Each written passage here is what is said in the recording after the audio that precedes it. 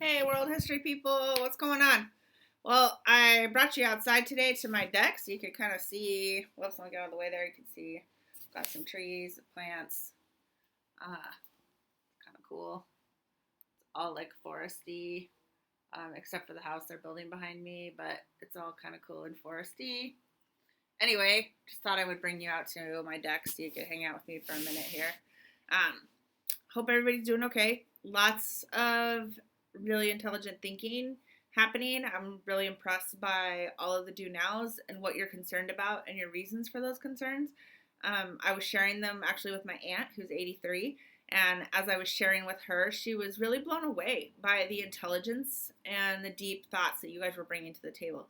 And really interested in what you were concerned and care about. She's a very much a global, worldly minded person, and she was really worried about the things that young people saw as important because we're going to talk later this week, but definitely older generations have a little different view on what to worry about as far as global issues. And you guys definitely were making it clear that along with COVID, there's some pretty serious things you're concerned about. The environment, I think, probably being the other biggest one that most people mentioned.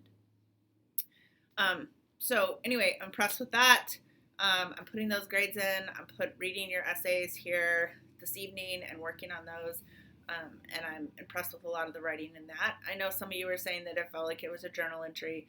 I wanted to give you space to write about it. I think it's important that in the midst of all this, we like take a minute and we like share what we're thinking and feeling and actually unpack that stuff because this is pretty intense. And none of us know how to do this. I don't know how to be self quarantined. I'm all by myself. I don't have anybody here. So here I am just talking to myself. But all of us are experiencing those in different levels. I know for some of you that means there's a lot of extra family stress at home. And some of you are in charge of younger siblings, and some of you are in charge of parents, and some of you are just trying to manage because it's a lot. And home is not always the best place to be, and now we're all stuck there. And so it's a lot. And so definitely feels like we are socially distancing ourselves, not just like physically distancing. And I don't want that to be. I definitely am really concerned about not seeing you guys, not going to school, not being around you. That's definitely impacting me. I'm a teacher and I'm not an online teacher. So, to just move to totally online, it feels weird. Um, you know, Teaching is my passion. So to not be able to do that, to not be able to have conversation, it's a challenge for me. I'm having to rethink how I do things, and the good thing is, I guess it gives me time to focus on me. But at the same time, like I'm not getting to hang out with you. So um, anyway, I just thought I would bring you out on my deck and sit here with my tea and talk for a little bit. Um, I want to first go over the assignment so that if after listening to the assignment you want to kind of check out, that's cool. If you only have a limited time to be on the internet, then you can hear the assignment and then check out. So obviously the assignment's posted, but what I wanted you to know was I do want you to find something today that is happening as a result of the pandemic. So this could be a video somebody posts. It could be some event that's taking place. It could be something you see happening. It could be pictures that stand out to you. Like I was looking at a post of someone. It was all these pictures of San Francisco on the busiest streets, and there's nothing, and like how eerie that was that everything was really shut down. Those pictures stand out to me. I mean, this is a busy city with tons of cars and trolley cars and like all this stuff happening and people everywhere, and the BART station's empty, the ferry empty, like just like where the zombies, you're waiting for them to come out, right? So that was intense to me. Those pictures were intense. So I want you to find something. It could be a news article, it could be a picture, it could be a TikTok post that you saw, and you don't actually have to share it. You could just describe it. If it is something you can share and post on the Google thing, that's cool. School appropriate, just to be clear. But I want you to share something. And here's why. It's not to like sit here and dwell on it, because I know some people are going to think, I don't want to talk about this anymore. This is why. We all follow really different news cycles. So by that, I mean everybody's listening and hearing different things. Some things that like my 83-year-old aunt listens to is not necessarily going to be what we listen to. So, or what you're following is not the news that I'm necessarily following. Who you're connected with has a very different perspective than who I'm connected with. You're living in a house with a family, maybe. So if you're in a house with lots of people, your whole view of this pandemic is completely different. I'm in a house by myself. So because I'm by myself, this is going to affect me in a really different way. So what I want is all of our different perspectives brought to the table, so to speak. And I want us to share. So I'm going to create it where we can share with each other tomorrow and kind of post those out. But I'm going to ask you to also do a half-page writing response to what you found or what you were looking at, news-wise. So it's got to be something related to the COVID pandemic that's happening and that stands out to you or impacts you. Don't just go, okay, COVID news and Google that. I want you to really find something in particular. It could be local, it could be national, it can even be global. So look for something that's really stands out to you that you want to talk about, and then I want you to share that. Because let's be honest, I want communication, and I feel like we're kind of isolated, so I think it's good if we share. I'm still trying to figure out the best platform to use to come have a little hangout. Everybody's got a lot of ideas about that, so I need to get some more information before I make a decision on that, okay? So anyway, today your assignment is to go out and find that and really share. So I think I said tomorrow in a minute, or a second ago, but I mean today your assignment is to go out and find news about this and report back. I don't necessarily want just I want it to be something you find, not just in your own house and how that's affecting you. That was kind of today's chance, but now I want you to go kind of broader. So hopefully everybody understands that. I'm putting these grades in, so make sure you're really sharing and thinking about it. There's still a few people who've not reached out and done their assignments. That's really bad because we're putting these grades in, and report cards go home next week. I also wanted to say I brought everybody's journal home. So I'm going through all the journals. I'm checking for missing due now sheets because I put all these grades in and there's a lot of stuff missing. So I'm going through your journals. I'm looking for stuff. I'm trying to find things. And then I'll reach out tomorrow or Friday to people who are still missing things. If it's something that you actually took home that I don't have, then I might ask you to send me some pictures of it or something, or tell me what you have on there, and we'll have some one-on-one conversations. But I am going through all of your notebooks, so they're sitting at the bottom of my stairs in my house waiting for me to look through them. So I just want to let you know that I do have all of them. Okay, if you are done listening and you're like, that's enough, Mr. Card, I'm checking out, that's cool, go get to work. And I hope you have a really good day. Please feel free to text me or message me or email me or whatever if there's something going on and you just want to talk, or if you have questions, or if you're not sure how to make something work. I know there's been some problems around YouTube not necessarily working, and the school's trying to figure that out, how they can put a fix for that. But anyway, just do what you can, and if you can't figure it out, we'll come up with another plan. All right, anyway, stay safe, and I really miss you guys. This sucks. I don't want to teach from my balcony. I want to teach in my room, please. So, anyway, okay, keep me posted.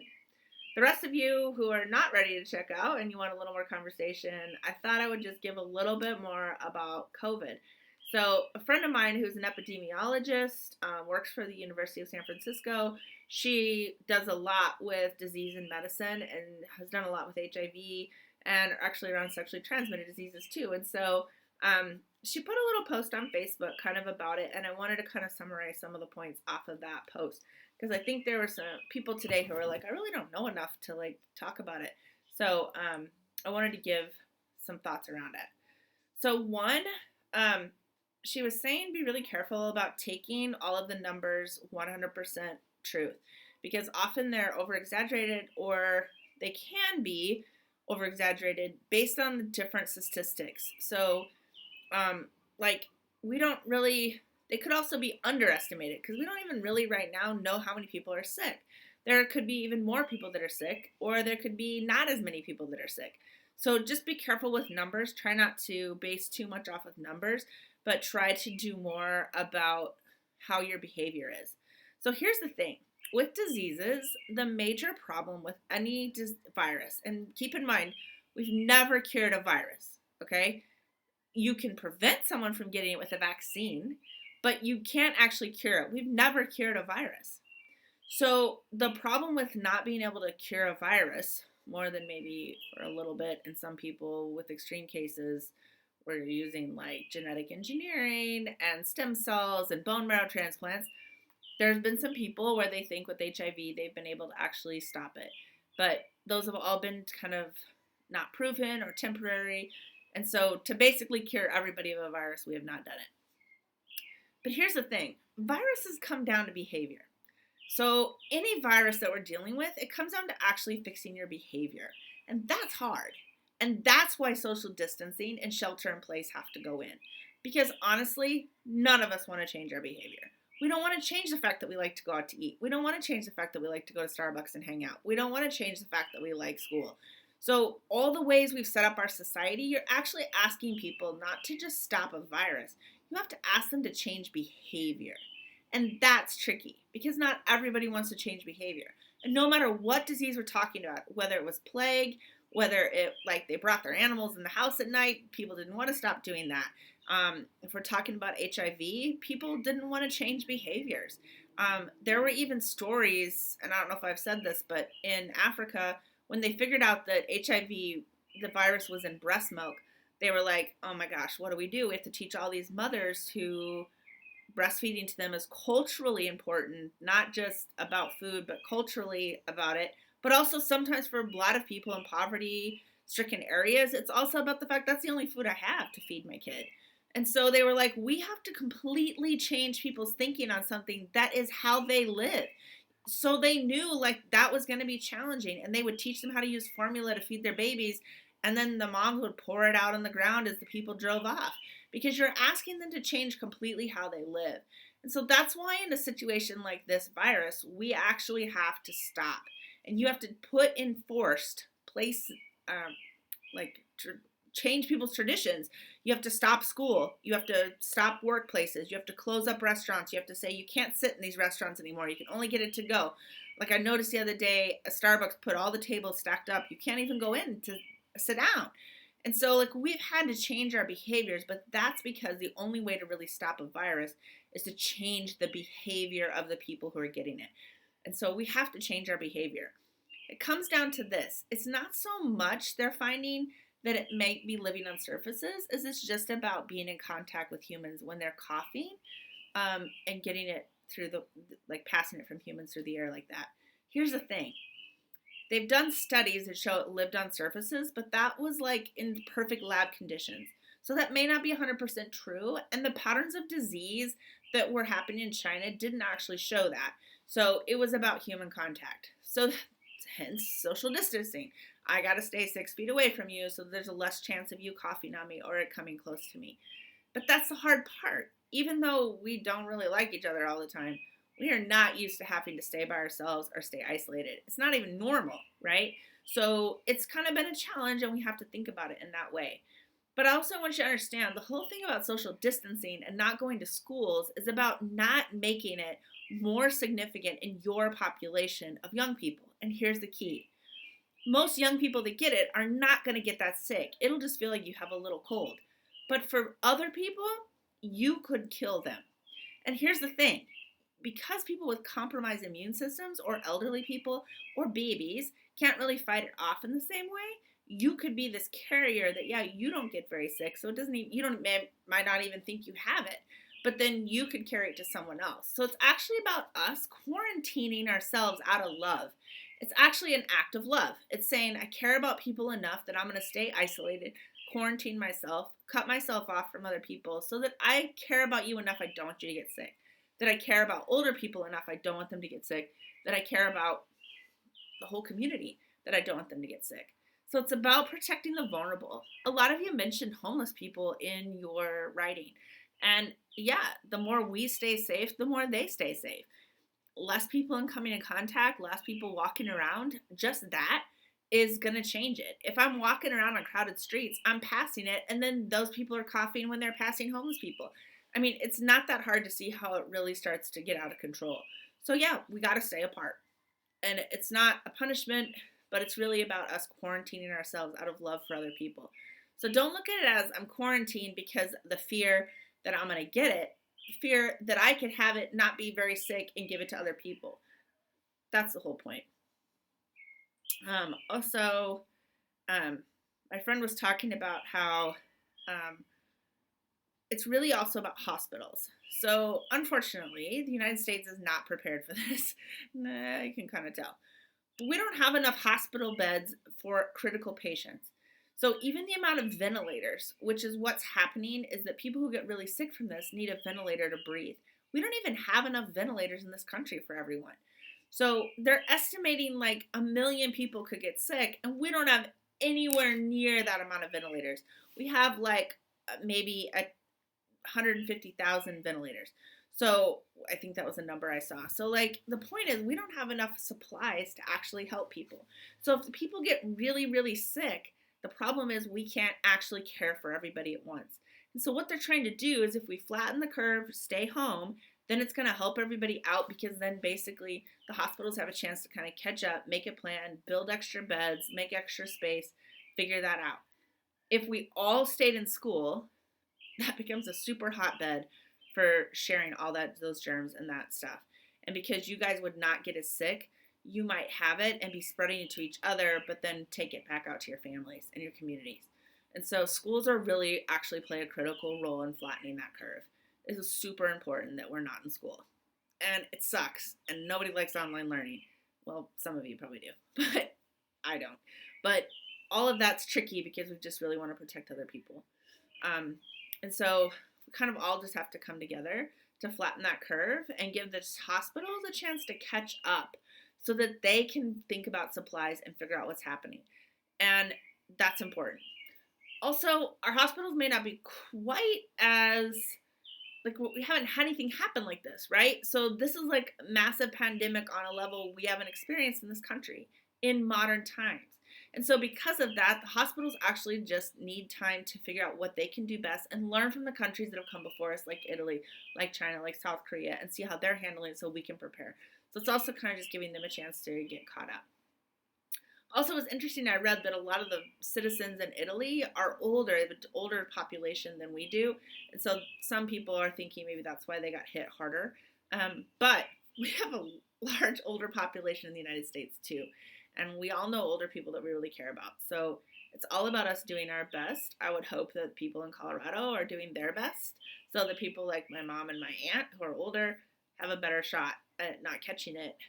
Also, it's all the people with compromised immune systems.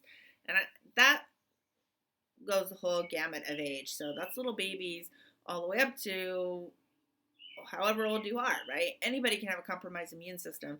And so it's really important we're doing it for those people too. And just the healthier we are, that helps out our economy and everything else that we need to do to stay healthy as a country. So we all want all of our stuff and our phones and our supplies and our power. And to keep all that going, we have to make sure we have all the people healthy to keep all that going. So obviously you can already see changes in like grocery stores and all that. We need to like keep all that stuff the same so that we're all doing our part. But I hope that helps a little bit, gives you a little information, or maybe you're like, Mr. Carr just rambled. But anyway, I just wanted to give you a little bit. Do something for yourself. Go for a walk. Do some art. Write me an email. I don't know. But don't get too stuck.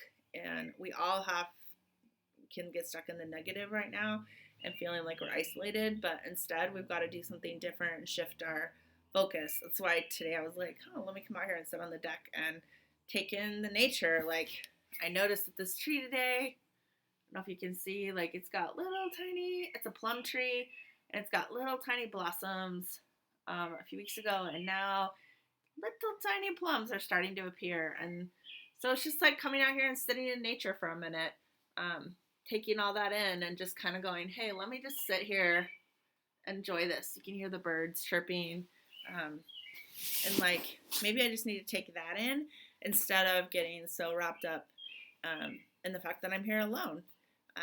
Let me enjoy this. Let me sit with a cup of tea with my favorite people online and share a little bit. So anyway, I hope that helps. Hit me up today. Tomorrow we're going to talk a little bit more school content, but I just also would love it if you'd shout me out and let me know how this is going. If you feel like you don't have enough work, if there's too much work, if everybody's giving assignments, are you overwhelmed? Like, do you have time at home? Are you sharing the internet with 5 other people? So, like, everybody's trying to get it. Just kind of hit me up and let me know what's going on. Hold on, just shut off. Okay, so just kind of give me an update. Tomorrow I'm going to do a little more teaching. So hopefully we can get everybody online and watching YouTube by tomorrow. All right, miss you guys a lot. This is not my favorite. I have so many things I want to show you and haven't gotten the chance to. So anyway, I will look around the house tonight and come up with some cool things to show you, kind of like show and tell. Feel free to show and tell back. So you're seeing stuff, just share. I'm here to listen. All right. I will talk to you guys later. Go get your work done. Bye. Love you.